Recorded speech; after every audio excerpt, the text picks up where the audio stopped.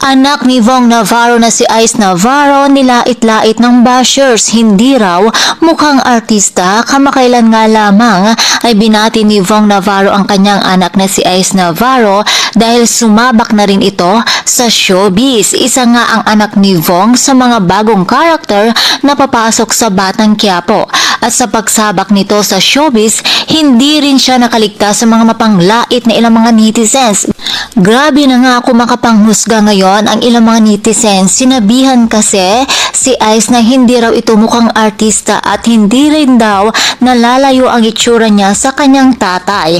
Ang sabi pa ng iba, malakas lamang daw sila kay Coco Martin kaya naman nakapasok ito sa top hit seryeng Batang Quiapo.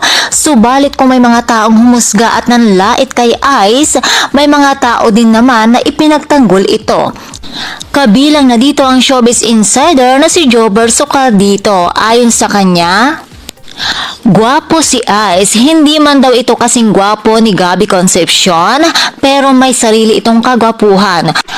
Malakas din ang kanyang appeal at sa lahat ng hindi nakaka-appreciate sa kanyang kagwapuhan ay hindi na problema ni Ice yon.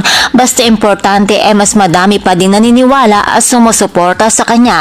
At hindi kukuha si Coco Martin ng mga talents na putyo-putyo lamang at isa si Coco sa naniniwala sa kakayahan ni Ice. Kanino pa ba magmamana si Ice kundi sa kanyang mga magulang na si Vong Navarro at Bianca Lapus.